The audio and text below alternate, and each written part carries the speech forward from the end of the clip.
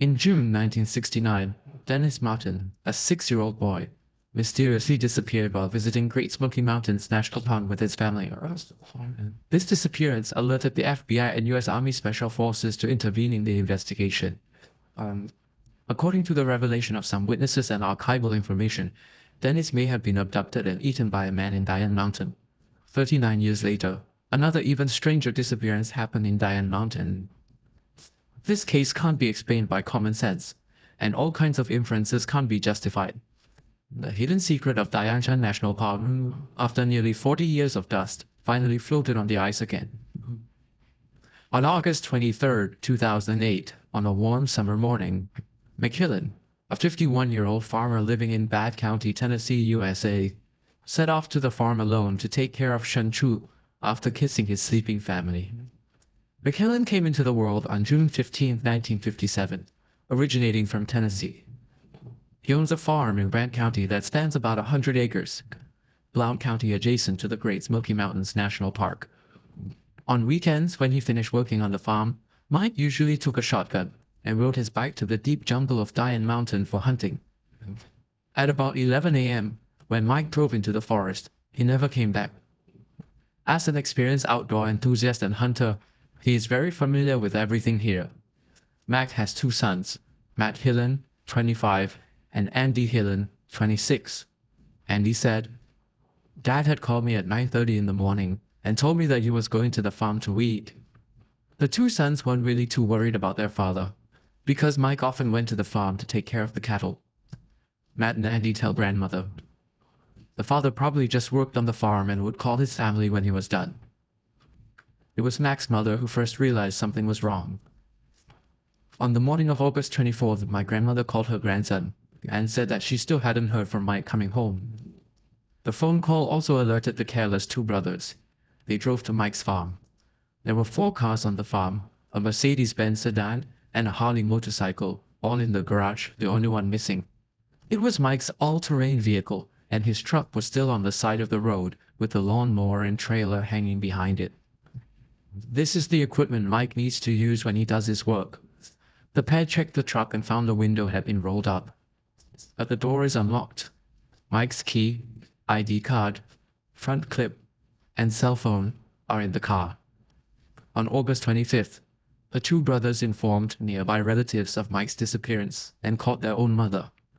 Although her mother Emily has been divorced from Mike for nearly 7 years, after hearing the news of her ex-husband's disappearance, Emily is still involved in Mike's search and rescue operation. The group was around the farm. He searched everywhere and checked parts of the campground at the bottom of the mountain, but there was no sign of Mike. At 4 o'clock in the afternoon, Matt decided to call 911. They initially spoke to the National Park Service, although the farm was close to Great Swallow Mountain Park. But it's actually outside the jurisdiction of the park, so the Park Service forwarded the report to the Sheriff's Office in Blount County and filed a missing person report. Between 6 and 7 p.m., Sheriff Bryan and the search and rescue team arrived at the scene. Mac's neighbor Grady White, also a ranger at Great Swallow Mountain Park, spontaneously organized a search and rescue team even though he was in his 80s. But still motivated, because Mike is his best friend. Grady worked as a ranger in Great Swallow Mountain National Park from 1955 to 1988. On this departure, he carried a large caliber shotgun and a group of hunting dogs. Because in Grady's cognition, there was still an extremely dangerous thing living in Great Swallow Mountain. The second day of the search and rescue operation, Mac's ATV was spotted by a volunteer, and the 4-wheeler was found parked on a steep hill, a remote trail up the hill. Under normal circumstances, no one will drive in this direction. The vehicle is not damaged. The key is still inserted in the engine, and it is in high gear. On August 27th, the police summoned more than 50 volunteers and launched a dragnet search at the location where the vehicle was found. But none of them found a lead on Mike. Hundreds of volunteers checked about 451 acres of land, and some areas were repeatedly checked. No trace of human activity has been left here, and no evidence of murder or animal attack has been found. Fragments of clothes, blood, human bones were not found. Mike sent a message to Mr. Wren and completely disappeared into the Great Yan Mountain National Park. On August 29, 2008, the Blount County Sheriff's Office canceled the official search and rescue of McKillen. The cause of Mike's disappearance was also identified as an unknown supernatural event. In January 2009, the police conducted another investigation, and in the area where Max four-wheeler was found, people found a garment. Some bones were found in a fire pit. But after identification, none of these remains matched Mike. Until 2012, a mountaineer accidentally found a shoe hanging on a branch in a remote area called Tremont in Dianshan Park, and there was a dried sole in the shoe. When the police arrived, Sheriff Bryan immediately determined that it belonged to the soul of McKillen, a farmer who had disappeared 4 years ago. This was his left foot, but nothing more was found around except this shoe. It was nearly 26 miles away from where Michael's terrain vehicle found it. If it's on foot, Mike needs to walk for at least 10 hours without food or sleep to get there. Tremont belongs to the hinterland of Great Swallow Mountain Park, which is as high as 6,000 feet above sea level. It is not easy to go up the mountain alone. The temperature difference between day and night in the canyon is extreme, and Mike neither has the capability nor the reason to head up the mountain. If he gets lost, he can follow the stream downhill to seek help. The stream is easy to find in this valley, especially since Mike grew up here. He is an experienced hunter, so finding the way home isn't difficult for him. The first reason to be ruled out for Mike's disappearance was suicide or murder. Mike deeply loves his family. Although he divorced his ex-wife Emily early on, they remained in contact, this time with Mike's disappearance. Emily also actively joined the search for her ex-husband. Mike was also looking forward to his 2 sons getting married soon, so he could enjoy a life with grandchildren. He runs a construction company, which operates well and has never faced financial trouble. Mike had absolutely no debt issues or adversaries. Consequently, the alternate hypothesis was equally ruled out. That was the theory involving an elk or vehicle accident. When Mike's ATV was found, it was still running, with no scratches or signs of impact. This suggests that Mike left the vehicle voluntarily, perhaps because he sensed danger in the forest. While black bears inhabit the Grand Teton Mountains, they typically avoid human confrontation. Had there been a bear assault, signs of conflict near the car, such as tracks, would be present, yet there were no such indications. When the case hit a dead end, caregiver Grady proposed a shocking theory. He thought Mike might have been taken by wild men living in the mountains.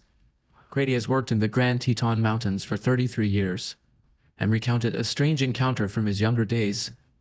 While patrolling the mountain, I heard heavy footsteps following me. Whenever I stopped and turned around, the sound would disappear, but it reappeared when I moved again. I sped up to try to lose this creature, but the footsteps quickened too. I can assure you these weren't human footsteps. They were larger and heavier.